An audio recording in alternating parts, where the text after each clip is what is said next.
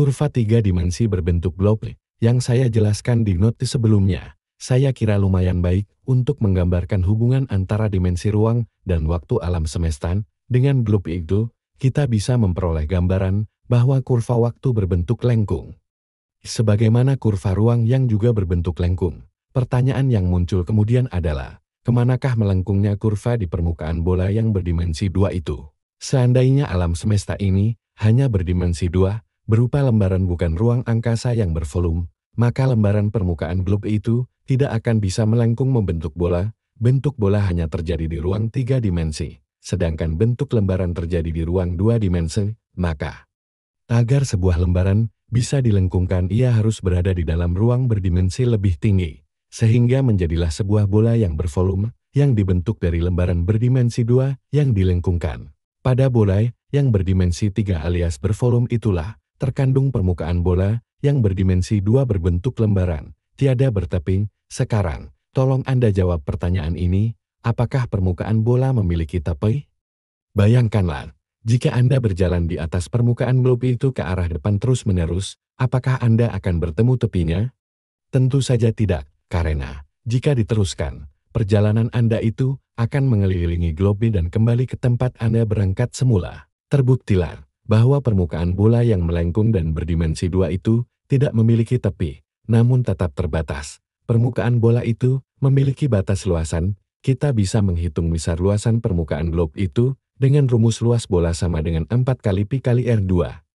Maka kita menyebut permukaan bola itu sebagai ruang berdimensi 2 yang tak punya tepi, tetapi terbatas. Ruang berdimensi 2 itu berada di dalam ruang berdimensi 3, yakni volume bola, dan juga volume ruangan di luar bola. Dengan bahasa awam dikatakan, permukaan bola yang melengkung tak bertepi itu terendam di dalam ruangan di mana ia berada, baik yang ada di dalam bola maupun yang ada di luarnya. Perhatikanlah, ternyata ruang 2 dimensi terendam di dalam ruang 3 dimensi, atau dengan kata lain, bisa juga dikatakan ruang 3 dimensi sebenarnya tersusun dari ruang 2 dimensi, dan ruang 2 dimensi pun tersusun dari ruang 1 dimensi. Secara awam bisa saya katakan bahwa sebuah luasan yang berdimensi 2 sebenarnya terbentuk dari garis-garis berdimensi 1 yang jumlahnya tak berhingga. Karena jika Anda menggambar garis sebanyak-banyaknya, secara berimpitan kumpulan garis itu akan membentuk luasan, sebagaimana pula, kalau Anda menggambar titik-titik secara berimpitan dalam jumlah tak berhingga, akan membentuk sepotong garis. Sebuah bola yang berdimensi 3 terbentuk dan tersusun dari lembaran-lembaran berdimensi 2 dalam jumlah tak berhingga. Lembaran berdimensi 2 itu tersusun dari garis-garis berdimensi 1 yang jumlahnya juga tak berhingga. Dan garis-garis itu terusun dari titik-titik tak berdimensi yang jumlahnya tak berhingga. Sebuah titik tak berdimensi boleh juga disebut sebagai ketiadaan. Ada simbolnya, tetapi tak ada kuantitasnya, seperti angka 6. Ada simbolnya tetapi tak ada isinya. Jadi segala yang ada ini sebenarnya tersusun dari ketiadaan. Apa yang saya ceritakan di atas adalah dalam rangka menerangkan struktur langit, alias alam semesta yang berbentuk lengkung itu, bahwa karena ruang alam semesta yang berdimensi 3 ini berbentuk lengkung, maka alam semesta membutuhkan ruang berdimensi lebih tinggi untuk mewadahi kelengkungannya.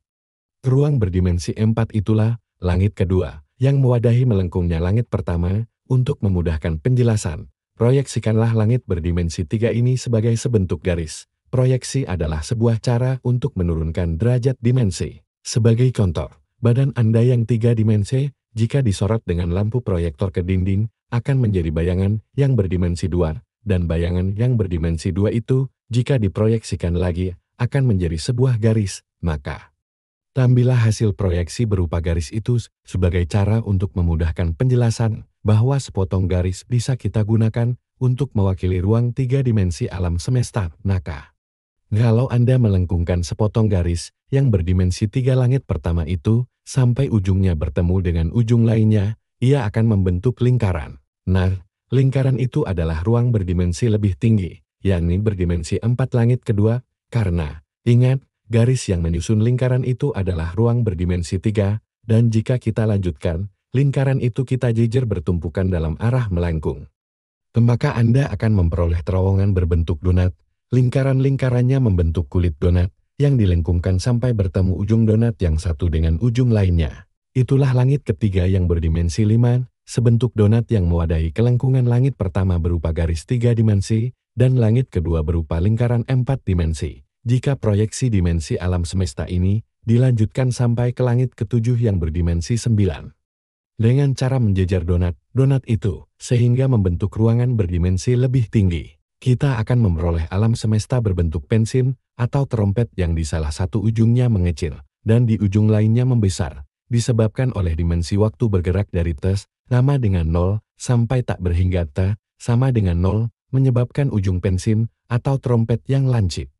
Dan T sama dengan tak berhingga membentuk ujung trompet yang membuka, yang lebih menarik. Sebenarnya adalah struktur dimensi di dalam dimensi itu, bahwa alam semesta ini ternyata memiliki dimensi-dimensi lebih tinggi yang belum kita pahami sepenuhnya, tetapi memberikan indikasi sangat kuat disebabkan oleh melengkungnya ruang dan waktu. Al-Quran menyebutnya sebagai langit berlapis 7. Yang paling dekat dan paling kecil, berdimensi 3 disebut sebagai langit dunia, yang lebih besar, mewadahi langit dunia, adalah langit kedua yang berdimensi 4. Yang lebih tinggi lagi adalah langit ketiga yang berdimensi 5, dan seterusnya, sampai langit ketujuh yang berdimensi 9.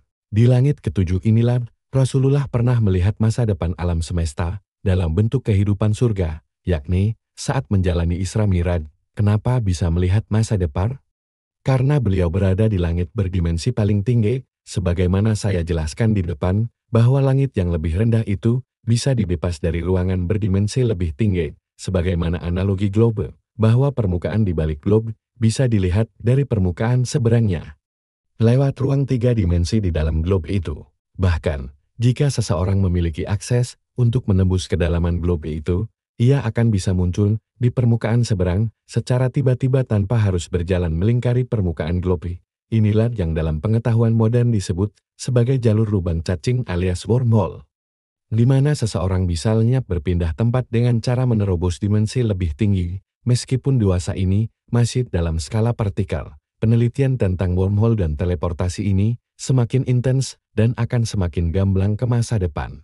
Ini sekaligus akan memberikan penegasan tentang adanya ruang-ruang berdimensi tinggi, selain ruang 3 dimensi yang kita tempati, di mana langit dunia yang diperkirakan memiliki diameter 30 miliar tahun cahaya ini sebenarnya hanya sebuah ruangan kecil di dalam ruangan langit yang lebih besar yang mewadahinya. Setiap pertambahan dimensi akan memunculkan perbandingan tak berhingga besarnya, ibarat jajaran titik-titik tak berhingga yang menyusun sepotong garis, atau jajaran garis berjumlah tak berhingga yang menyusun luasan, atau tumpukan tak berhingga luasan yang menyusun volume. Maka, manusia hanyalah sebutir debu di ruang langit pertama berdimensi 3 ini, padahal langit pertama ini cuma debu di dalam langit kedua.